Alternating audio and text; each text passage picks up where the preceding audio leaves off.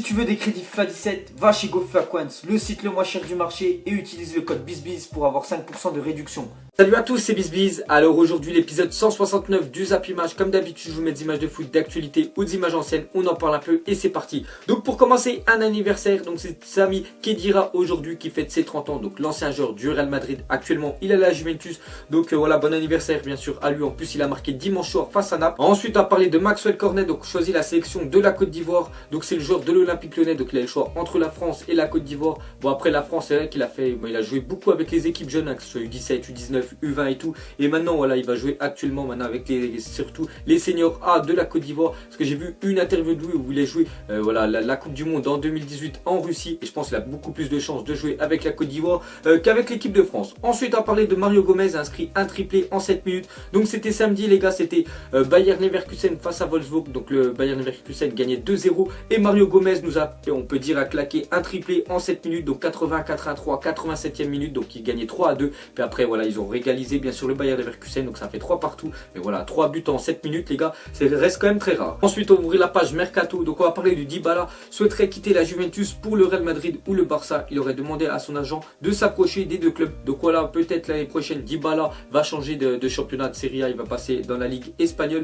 Pour moi le mieux pour lui serait vraiment qu'il reste à la Juve. Parce que au Barça donc ça va être compliqué. Même s'il a vraiment un talent énorme à Dybala. Mais bon, quand on sait qu'il y a la MSN devant, peut-être au Real ou peut-être il aurait vraiment une chance de jouer. Mais le mieux bien sûr c'est qu'il reste encore quelques années bien sûr à la Juve. Et vous allez voir dans quelques années, ça m'étonnerait même pas qu'il décroche un ballon d'or Dybala. Ensuite on va parler de Thiago. Donc suite à la forte probabilité de voir Isco et James Rodriguez partir du Real Madrid cet été, Zidane aimerait pallier leur départ par Thiago Alcantara, ancien Barcelonais. Donc voilà, peut-être voir un ancien Barcelonais bien sûr rejoindre le Real Madrid.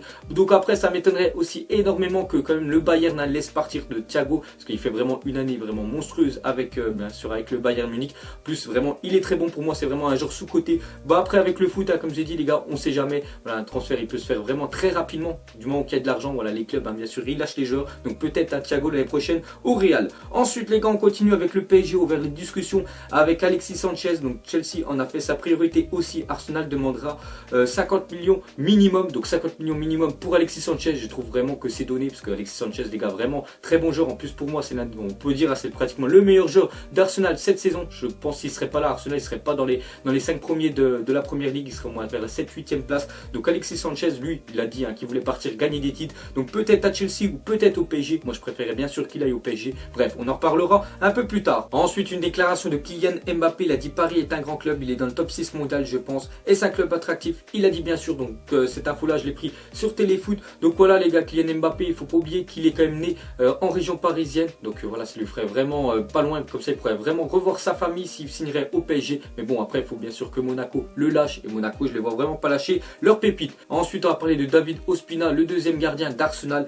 Donc annoncé dans le viseur de l'Olympique de Marseille, David Ospina serait proche de rejoindre Fenerbahçe l'été prochain contre 7 millions d'euros. Donc voilà, c'est quand même ancien gardien de l'OGC Nice pour ceux qui se souviennent. Donc voilà, après bien sûr les derrière, on peut dire le très gros gardien Petr Cech, le gardien d'Arsenal. Donc peut-être l'année prochaine il partira à Fenerbahçe. Ensuite Barca annonce que le Real Madrid devrait payer la clause libératoire de Théo Hernandez à l'Atlético de Madrid contre 24 millions d'euros. Donc voilà, un contrat de 6 ans est évoqué. Donc Théo Hernandez les gars, il appartient à l'Atlético de Madrid. Donc cette année il est prêté au Deportivo Alavés. Et voilà, donc c'est un jeune français, c'est un défenseur gauche. Donc il a que 20 ans et voilà, il pourrait partir. Donc c'est pratiquement sûr hein, voilà, qu'il va partir pour 24 millions l'année prochaine au Real Madrid. Donc ils prennent bien sûr des petites pépites hein, comme Raphaël Varane il y a quelques années quand il l'avait acheté à Lens. Et voilà, bon, donc il pense surtout pour l'avenir. Ensuite une déclaration de Meunier un mois après la remontada. Donc il a dit on savait pour moi qu'on allait perdre contre le Barça, mais on ne pensait pas être éliminé. Donc il a dit ça sur Bein. Donc moi je pense exactement pareil que Meunier. Hein. Donc vous vous souvenez quand c'était la période de PSG Barça.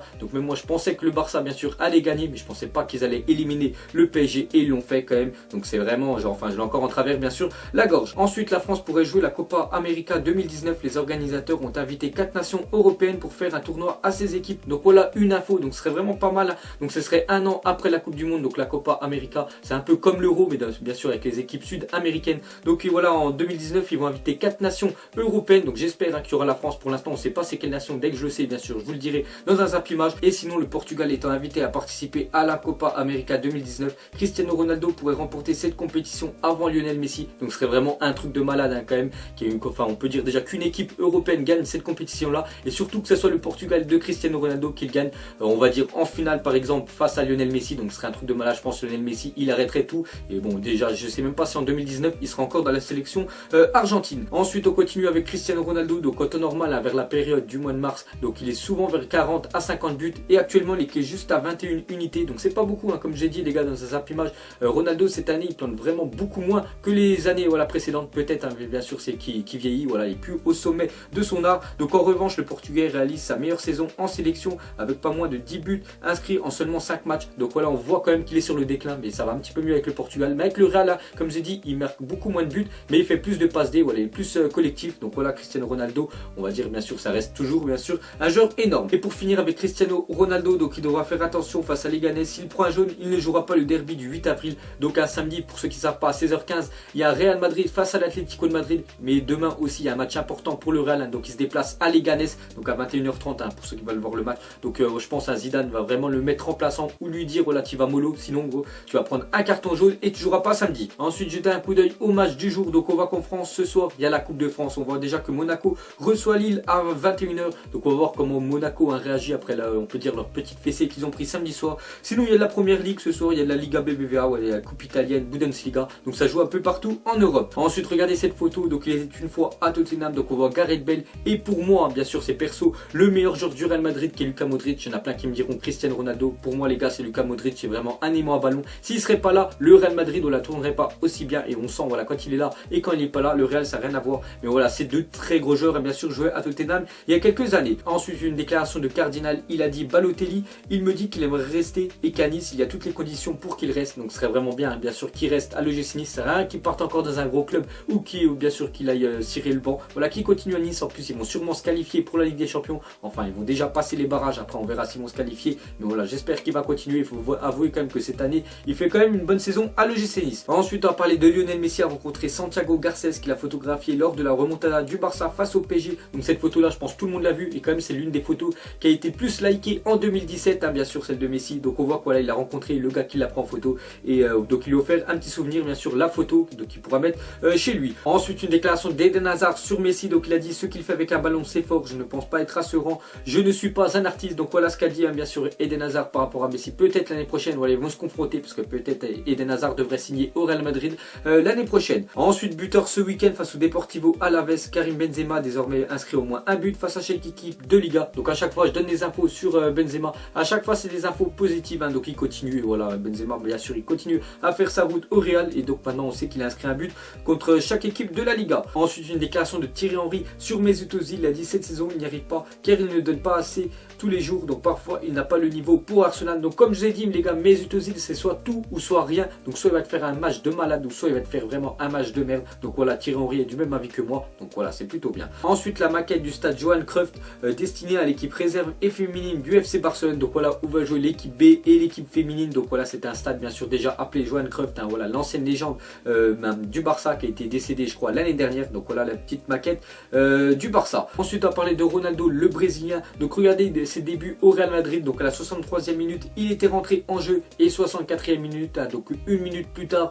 il avait déjà inscrit son premier but avec le Real Madrid. Donc c'était pour montrer voilà aux supporters que voilà ça allait devenir une légende, et bien sûr après il a gagné le Ballon d'Or, on peut dire qu'il a tout gagné dans sa carrière. Ensuite une déclaration de Ronaldo le R9 hein, bien sûr Neymar est le meilleur joueur du monde en 2017, tous les fans de la Seleção veulent le voir dominer le football et je suis persuadé qu'il le fera. Donc c'est vrai que Neymar vraiment il monte en puissance, et dans quelques années donc ça va être lui voilà on peut dire hein, le Ballon d'Or avec du Paulo Dybala, Antoine Griezmann, voilà toutes ces autres pépites là. Ensuite une déclaration de Pastore, il a dit je pensais toujours que j'allais changer de club tous les 2-3 ans, mais là je me sens bien et c'est difficile de penser à partir voilà, du PSG bien sûr. Donc Pastore qui est quand même la première recrue voilà, du Qatar, je crois qu'il est arrivé depuis 2011, donc ça fait quand même quelques années quand même qu'il est là Pastore. Donc à chaque fois pour moi quand il rentre c'est vrai qu'il fait à chaque fois la différence. Donc Pastore quand il est vraiment en forme c'est vraiment un joueur vraiment fantastique. Bon souvent hein, bien sûr il a eu des blessures, mais Pastore les gars je kiffe on peut dire son style de jeu. Et pour finir mettez-moi en commentaire parmi les 3 joueurs nominés pour le titre de meilleur joueur de Ligue 1 en mars, donc lequel a fait le plus gros mois bien sûr. Après on parle bien sûr qu'en Ligue 1 pas en Ligue des Champions, donc entre Thauvin, Pastore et Mbappé. Donc moi je mettrais Mbappé quand même qui a mis 5 buts au mois de mars hein. Je me souviens encore le triplé qu'il a mis face à Caen. Donc mettez-moi en commentaire pour vous qui est le meilleur. Donc voilà les gars la fin du Zappimage 169, donc ça vous a plu un petit like et je vous ferai l'épisode 170 demain. Allez moi je vous laisse à la prochaine, ciao à tous. avec tes mensonges. Ego, son âme est moche, plus qu'à la maquiller. Avec tes mensonges, je sais pas ce qui se passe dans ma tête. Parfois, je voudrais sauver la terre. Parfois, je voudrais la voir brûler. Ça va pas trop, je roule un terre. Trop de haine pour 9 mètres carrés. Tristesse, faut pas.